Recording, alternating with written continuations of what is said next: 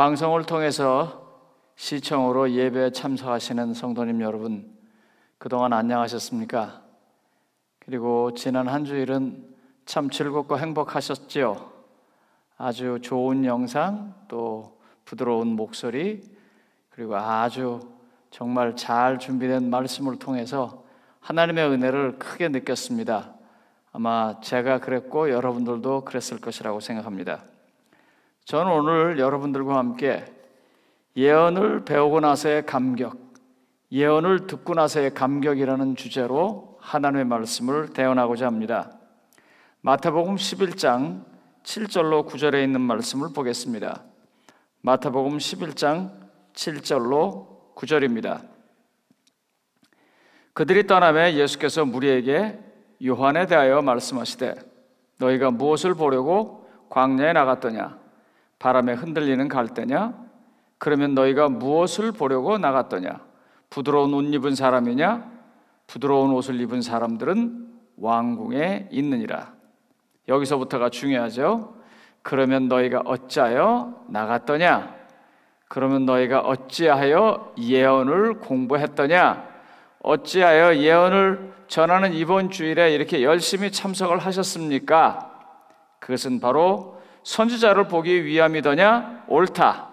내가 너에게 이르노니 선지자보다 더 나은 자니라. 성도님 여러분, 지난 한 주일 동안 공부하시면서 예언의 여러 가지 사건들, 또 예언을 통해서 나타난 성경의 여러 의미들을 배우셨지만 제일 중요한 것은 그 예언을 보내주신 하나님의 말씀을 받은 사람, 하나님의 말씀을 어떤 사람에게 주신 분, 그분의 의도가 무엇인지 우리가 보는 것이 제일 중요합니다. 오늘은 그 의도를 찾기 위해서 지난번 공부할 때 가장 많이 나왔던 다니엘서를 통해서 어떻게 말씀을 전한 사람들, 또 말씀을 받는 사람들이 하나님의 뜻을 찾아야 하나를 보도록 하겠습니다. 저는 개인적으로 좀 이런 생각이 있었습니다. 지난 금요일서부터 시작돼서 이번 토요일까지 계속 있었던 이 아주 의미 있는 순간들은 참 감동적이었다고 생각합니다. 잘 준비된 말씀, 잘 준비된 영상, 또 아름다운 찬양들 참 좋았습니다. 그래서 그게 끝나고 바로 이제 하나님의 말씀을 다시 대언해야 하는 저는 그 잘 준비되고 감동받으신 그 마음의 감격이 계속해서 하나님의 자녀로서 더 성숙하고 발전되어 살 수 있도록 어찌해야 할까를 마음으로 준비하면서 이와 같은 설교를 준비하였습니다. 성도님 여러분, 여기 보시면 이제 다니엘이 우리가 마치 지금 성경을 통해서 예언을 알고 배우는 것처럼 다니엘도 계시를 통해서 하나님의 말씀을 듣고 깨닫습니다. 특별히 다니엘서 7장, 8장을 통해서 다니엘이 자기가 잘 알지 못했던 여러 가지 예언들을 배우게 됩니다. 그러고 난 다음에 다니엘은 어떤 태도를 취하였습니까? 그에게 하나님의 계시가 예언으로 그에게 다가오고 난 다음에 그것을 다 알고 난 다음에 어떤 태도를 취하였습니까? 집회가 지나고 우리가 나름대로 공부를 하고 배우면서 우리는 어떤 마음가짐으로 살아야 할까요? 아시는 것처럼 다니엘의 삶은 이랬습니다. 그가 처음 포로로 시작했던 바벨론, 그를 특별히 사랑해줬던, 물론 사랑하기 전까지 여러 가지 사연들이 있었지만 느부갓네살의 그 왕국은 마지막 왕 벨사살에 의해서 망하게 되고 이제 메대와 페르시아 연합군이 바벨론을 무너뜨리고 난 다음에 임시로 메대가 통치할 당시에 다니엘은 다시 선택을 받습니다. 그리고 그곳에서 총리로 일합니다. 여러분 상상을 한번 해보세요. 힘들어서 싸워서 한 나라를 멸망시키고 새로운 나라가 들어섰는데 그 새로운 나라의 임금이 같이 싸웠던 혈맹의 전우가 아니라 그분이 어떻게 얼마나 적극적으로 그 일에 참여했는지는 모르지만 아무튼 적진의 한 장군 하나, 적진의 한 지도자 하나를 새로운 나라의 다시 지도자로 세웠습니다. 그래서 그를 죽이기 위해서 여러 가지 노력들을 하고, 그래서 결국은 30일 동안, 30일인가요? 40일인가요? 오락가락하네요.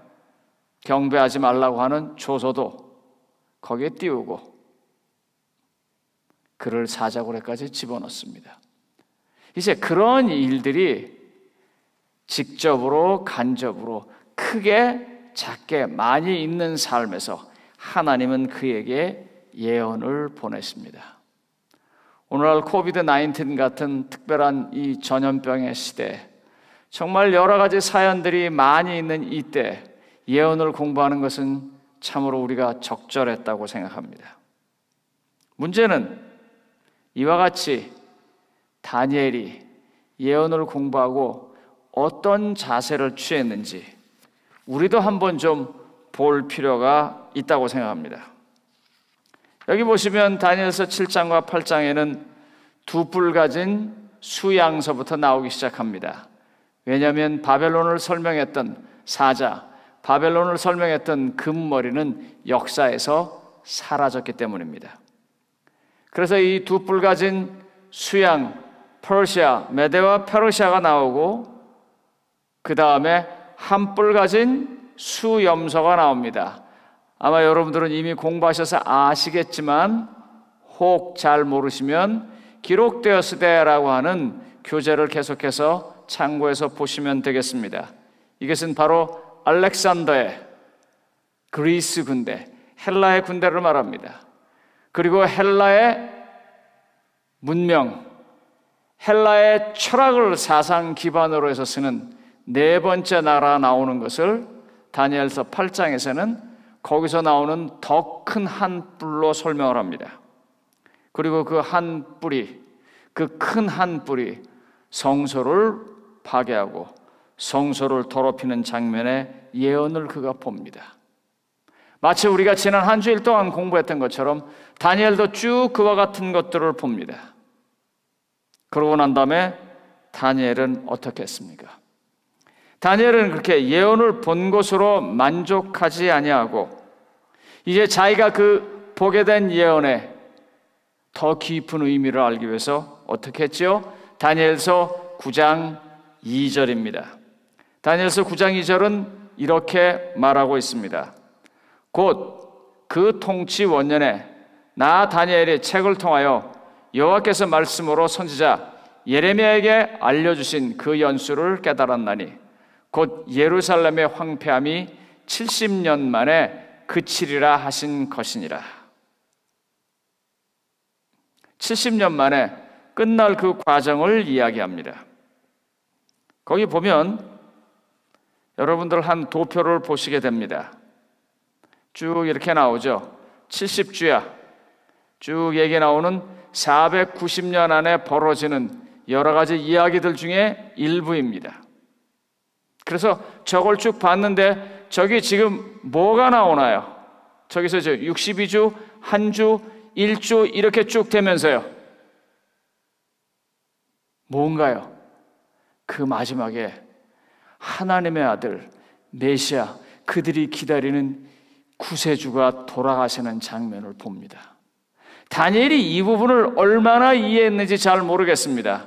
왜냐하면 다니엘의 이와 같은 시대에서부터 꽤 멀리 떨어진 과거에서 미래를 보면서 보는 것이기 때문입니다. 그러나 분명한 것은 다니엘이 그와 같은 과정을 공부하면서 하나님께서 인류를 구원하시기 위해서 얼마나 큰 희생을 하셨는가를 다니엘은 느꼈을 것입니다. 하나님께서 하시는 그 어마어마한 계획을 보면서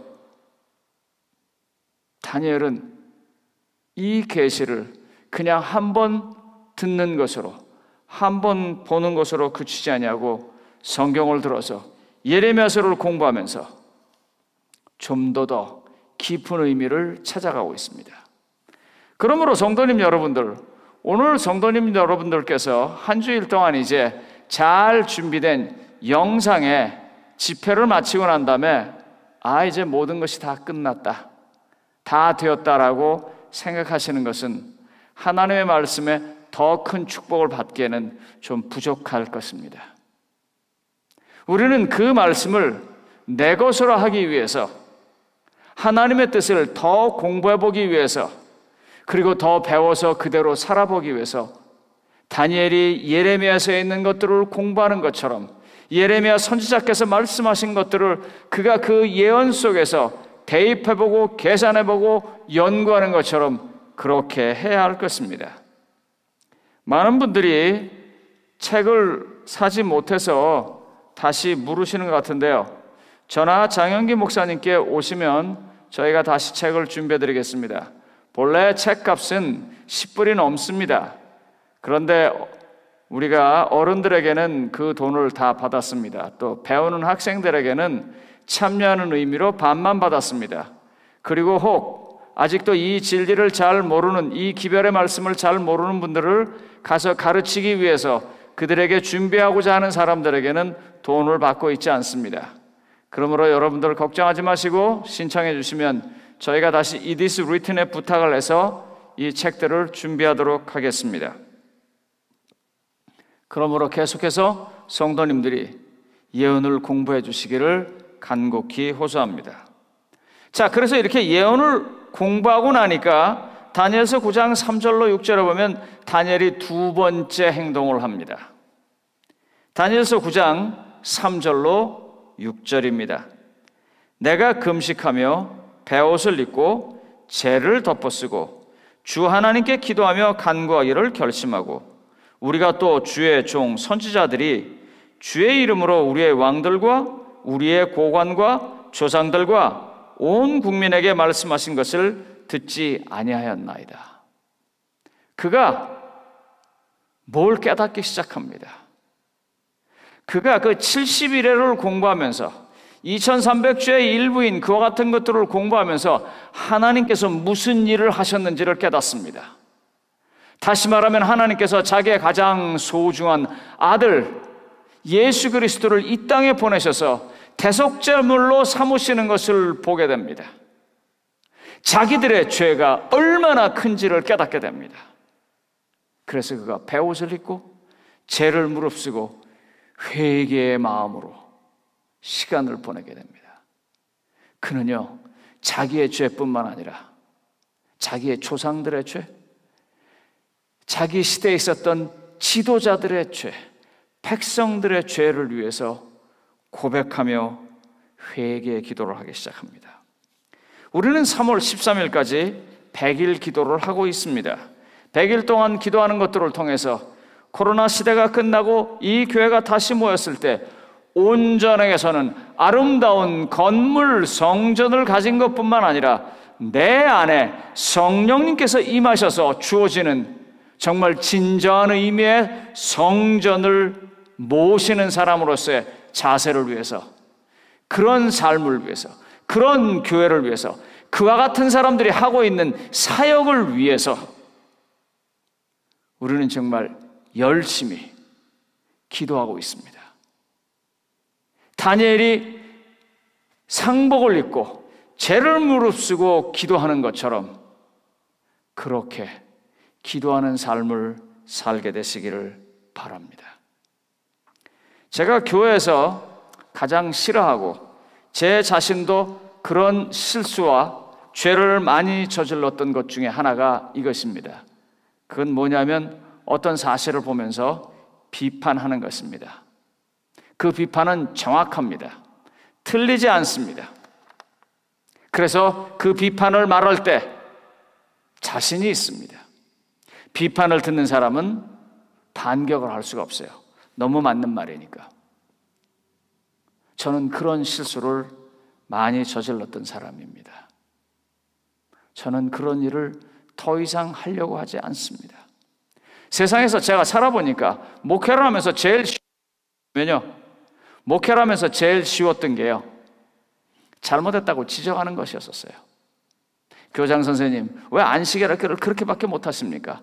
그 이렇고 저렇고 다 맞는 말입니다.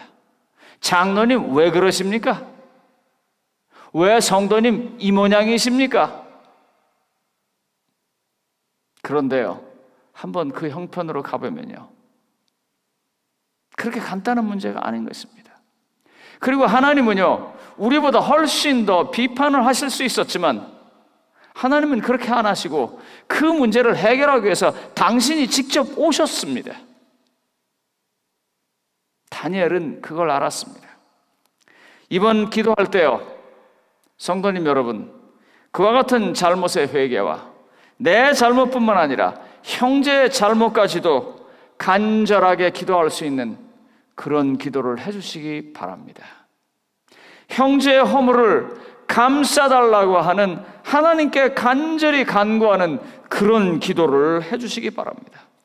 제일 쉬운 것, 너 틀렸지? 너 이거 잘못됐지 하는 것이 아니라 저 틀린 사람이 올바른 삶을 살기 위해서 내가 나설 수 있도록, 내 사랑이 갈 수 있도록, 내 도움의 손길이 그 사람에게 갈 수 있도록 하나님 저를 좀 준비시켜 주십시오.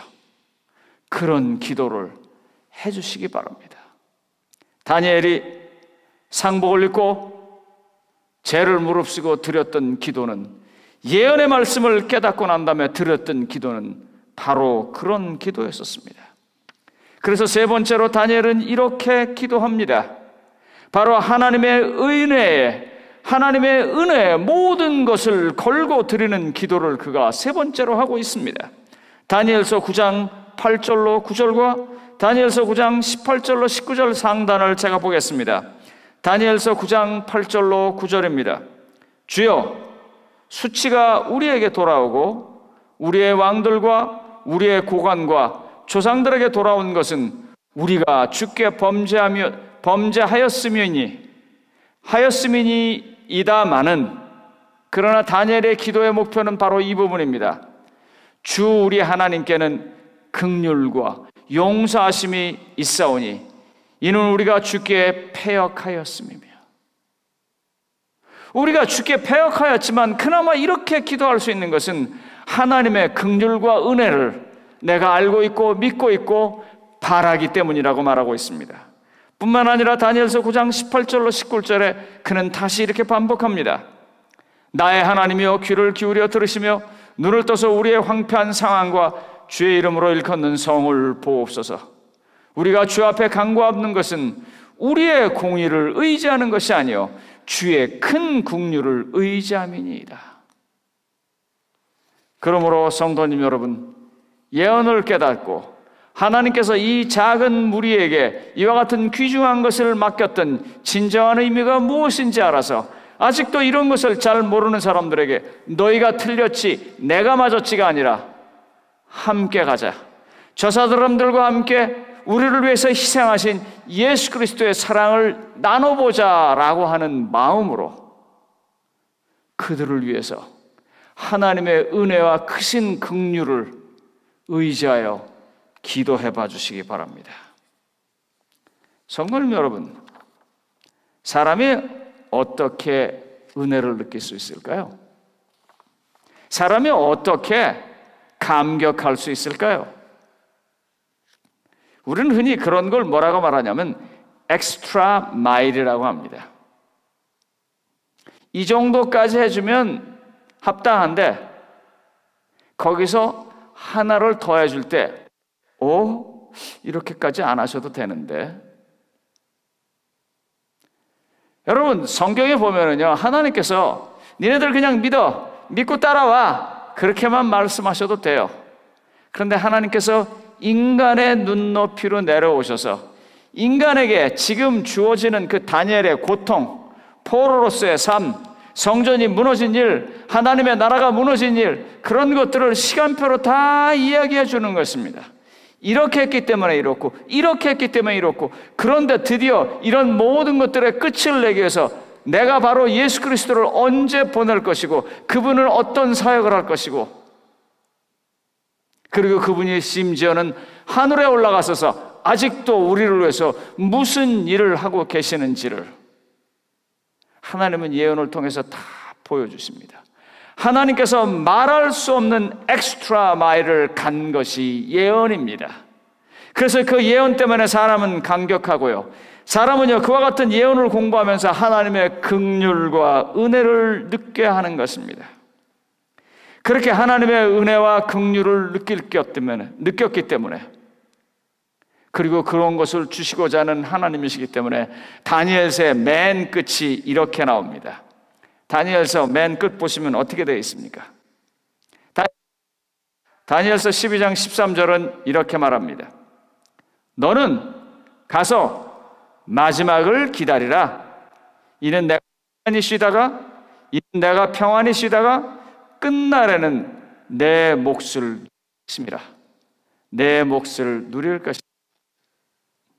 여러분, 이렇게 해서 다니엘서가 끝납니다. 그러니까 다니엘서를 다 공부하고 다니엘서를 다 알았다면 맨 마지막에 어떤 마음을 가져야 돼요?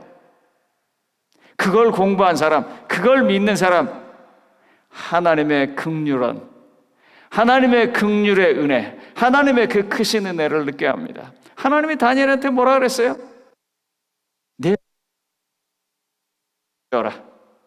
내 몫이 있으니까 편히 쉬라고 말씀하는 것입니다.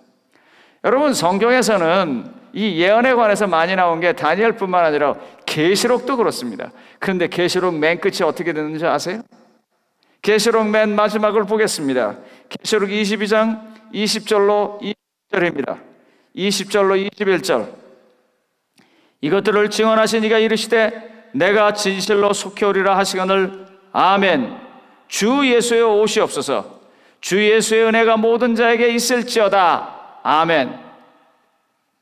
여러분, 아멘이라는 말이 뭐예요? 우리가 기도할 때 그냥 하니까 그냥 아멘이에요? 아니에요. 아멘이라는 말은요, 진실로 그런 말입니다. 아멘은요, 가슴에서 감격했다는 말입니다. 아멘은요, 그 사람과 내가 연결됐다는 말입니다. 그 사람과 내가 same page에 있다고 하는 말입니다. 그런데 계시를 다 끝나고 나니까 그걸 다 본 요한이 뭐라 그래요? 하나님과 나는 same page에 있고 나는 정말 하나님과 하나고, 그래서 아멘 하는 것입니다. 왜요? 하나님의 은혜를 보았기 때문입니다. 다니엘이 그래서 그와 같은 하나님의 은혜를 간구하고 하나님의 그 은혜 안에 있기 때문에 그렇게 기도하면서 끝난 것입니다. 하나님께서 예언을 다 말씀하시고 다 들은 다니엘에게 이제 마지막 종결, 결론을 뭐라고 말씀하세요? 너 편히 쉬어라. 내 몫이 있다. 하나님께서 모든 것을 다 보여주실 때 겁주고 시험치고 마지막에 떨어뜨리고 그런 것이 아니라는 것입니다. 예언을 공부하는 사람은 이와 같은 하나님의 은혜를 보아야 하는 것입니다. 다윗이요, 그런 하나님을 만났어요. 하나님께서 그에게 긍휼을 베풀어 주시는 것을 알았어요. 그래서 시편 84편 9절로 11절에 하나님과 연결되어 있는 삶에 대해서 이렇게 말하고 있습니다. 시편 84편 9절로 11절입니다. 우리의 방패이신 하나님이여, 주께서 기름 부으신 자의 얼굴을 살펴보옵소서. 이 말이 너무 아름다워요. 주의 궁전에서의 한날이 다른 곳에서의 첫날보다 나은즉, 주의 궁전에서의 하루가 악인의 장막에서 첫날보다 낫단 말입니다. 여러분, 행복한 가정에서 사는 사람들은요, 그 행복한 가정에서 그 사람과 잠깐 있었던 그 순간을 기억하고 비록 죽음을 통해서 헤어진다 할지라도 그 기억 속에서 삽니다. 그러나 행복하지 못한 사람들은요, 그 가정에 들어가면은요, 지옥 같습니다. 하나님, 이 예언은요, 나를 가장 사랑해주고 나를 가장 아껴주는 사람과 있었던 그 순간처럼 되는 것입니다. 그런데 왜 그 예언을 가지고 마치 지옥 같은, 나하고 원수 같은 사람하고 보냈던 그 아픈 시간처럼 생각을 해서 예언을 공부하고 나면 무서워하고, 예언을 공부하면 아주 별나져가지고 다른 사람을 비판하고, 예언을 공부하면 하나님의 사랑보다는 이상한 시간과 사건에 더 집중을 하십니까? 예언을 통해서 보여지는 하나님의 자비로운 손길과 우리를 붙잡고 소돔과 고모라에서부터 끝까지 끌고 나가려고 하는 그 전능한 손을 느끼고 바라보시기 바랍니다. 그런 하나님을 만나게 되니까 주의 궁전에서 하루가 악인의 장막에서 첫날보다 좋았던 것입니다. 여호와 해요 방패시라, 여호와께서 은혜와 영화를 주시며 정직하게 가는 자에게 좋은 것을 아끼지 아니하실 것임이라. 이렇게 다윗처럼 우리도 고백해봤으면 합니다. 우리가 요즘 아시는 것처럼 여러 소그룹반들이 공부를 하고 있습니다. 아직도 소그룹반에 가입을 못하셨거나 하기 원하시는 분들은 저한테 말씀해 주시기 바랍니다. 제가 지난주에 있었던 소그룹 공부반에서 이 하나님의 은혜에 관해서 창세기 2장 25절을 인용했습니다. 창세기 2장 25절 이렇게 말합니다. 창세기 2장 25절입니다. 아담과 그 아내 두 사람이 벌거벗었으나 부끄러워하지 아니하였더라. 벌거벗었으나 부끄러워하지 아니하였더라. 그런데 여러분, 창세기 3장 7절에 보면은요, 이에 그들의 눈이 밝아져 자기들이 벗은 줄을 알고 무화과나무 잎에 엮어 를 삼았더라. 이 똑같은 사람입니다, 여러분. 이 두 사람 똑같은 사람이에요. 엘렌 화이트 여사는요, 이 부분에 가서 이렇게 주석을 해요. 그들이 그 당시에 영광의 두루마기를 입었었다. 그런데 죄가 져서 그 영광의 두루마기가 그들에게 벗겨졌다고 말합니다. 잘 모르겠습니다. 그러나 분명한 거 하나는요, 똑같은 그들이지만 한편은 전혀 부끄러워하지 않았던 시대였었고 한편은 감출 수밖에 없었던 시대입니다. 성도님 여러분들은 하나님 앞에서 어떤 분이십니까? 하나님은요, 우리를 구원하기 위해서 엑스트라 마일을 정말 얼마나 많이 오셨는지 모릅니다. 여러분, 무화과나무로 가렸다고, 가죽 옷을 입었다고 하나님의 눈에 안 보일까요? 우리가 죄를 고백했다고 하나님께서 아시고 고백하지 않았다고 모르실까요? 하나님은 다 아십니다. 문제는 우리입니다. 우리가 어떤 마음을 가지시겠습니까? 나를 사랑하고 나만 바라보는 사람으로 하나님 앞에서 부끄러워하지 않으시면 얼마나 좋을까요? 이제 제가 손자들이 저희 집에 놀러 옵니다. 그리고는 손자들이 이렇게 말해요. 할아버지 쉬. 이제 기저귀를 갈고 할아버지한테 이제 자기가 화장실에 가겠다는 거예요. 그러면서 같이 가자고 그래요. 가서 저는 그 아이의 바지를 벗기고 이제 잘 그 소변을 볼 수 있도록 도와줍니다. 그 아이가 절대로 부끄러워하지 않습니다. 왜요? 내가 자기 할아버지니까요. 할아버지만 보면 업어주고 안아주고 놀아주니까 틈만 나면 할아버지 집에 가자고 하는 그 할아버지니까요. 그 할머니니까요. 그 엄마니까요. 그 아빠니까요. 하나님은 여러분들에게 어떤 분이세요? 본래 인간은요, 에덴 동산에서요, 어떤 존재였었냐면 벌거벗어도 부끄럽지 아니할 존재였습니다. 하나님은요, 우리에게 지금도 엑스트라 마일을 오셔서 에덴 동산에서부터 떠나서 세상에 살고 있는 사람을 향해서 엑스트라 마일을 오셔서 예언으로 다 설명해 주시면서 하나님의 진심을 보여주십니다. 크신 긍휼이 있으신 분이라고요. 그래서 하나님 앞에서 부끄러워하지 않으셨으면 합니다. 이것이 하나님께서 우리에게 예언을 주신 진정한 목적입니다. 우리를 안전한 곳으로 끝까지 절대로 버리지 아니하시고 인도해 주셔서 하늘나라에 무사히 도착하게 해주셔서 하나님을 만나게 해주시겠다고 하는 모든 시간표를 보여준 것이 예언입니다. 그러므로 이 예언을 공부하면서 예언을 발표하시고 예언대로 세상을 이끌어 주시는 하나님을 반드시 보게 되시기 바랍니다. 그 하나님을 꼭 만나게 되시기 바랍니다. 여러분 아시는 것처럼 그런 말이 있죠.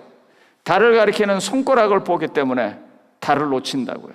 견지망월이라고요. 제발 뭘 가르치는 손가락을 보지 말으시고요, 그 손가락에 가르치는 그분을 봐주십시오. 예언은 손가락입니다. 그리고 그 예언을 통해서 하나님의 사랑과 은혜와 긍휼을 보게 되시기 바랍니다.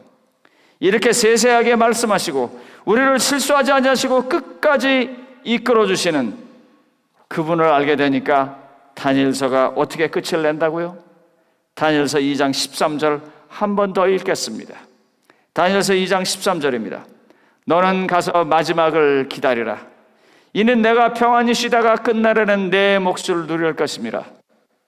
특별히 오늘 시청하시면서 예배에 참석하시는 성도님들 가운데 연세가 많으시고 아니면 건강이 안 좋으시고 아니면 삶이 고달프셔서 이게 끝인가라고 생각하시는 분들이 계신다면 그분들은요, 특별히 이 말씀을 기억하십시오. 내게 내 몫이 있다. 가서 평안히 쉬어라 하면서 우리의 삶을 시작부터 끝까지 인도해 주시는 하나님을 만나게 되시기 바랍니다. 그 감격이 있게 되기 바랍니다. 오늘 본문을 다시 보겠습니다. 오늘 마지막으로 읽는 본문입니다. 그들이 떠남에 예수께서 무리에게 요한에 대해 말씀하시되 너희가 무엇을 보려고 광야에 나갔더냐? 성도님 여러분들은 무엇을 보려고 예언의 전도 이 모든 세미나에 참석하셨습니까? 이것을 통해서 무슨 지식을 배우시려고요? 그러면 여러분들 요새요, 야후나 구글에 들어가셔서 거기 공부나 지식하는 거 배우시면은요, 회계학, 정치, 철학, 음악, 미술 아니면 악기 배우는 거 다 있습니다. 굳이 이거 보실 필요 없습니다. 여기 뭐라고 말해요? 부드러운 옷을 입은 사람 보러 갔냐? 그러면 궁전으로 가지.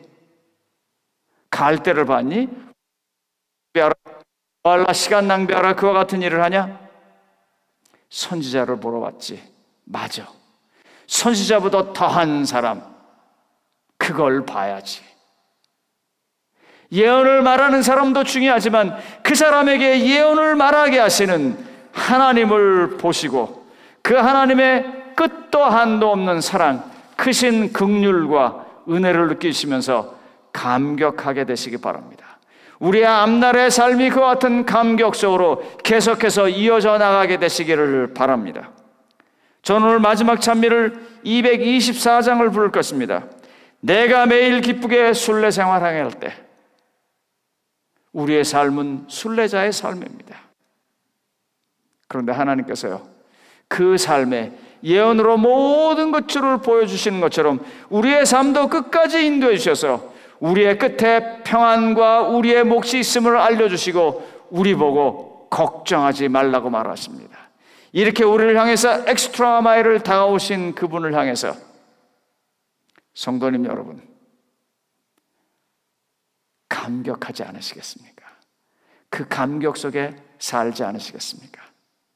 하나님의 간격을 주심이 우리에게, 여러분들에게, 우리 모두에게 한 사람도 빠지지 말고 있게 되시길 바라면서 말씀을 마치겠습니다.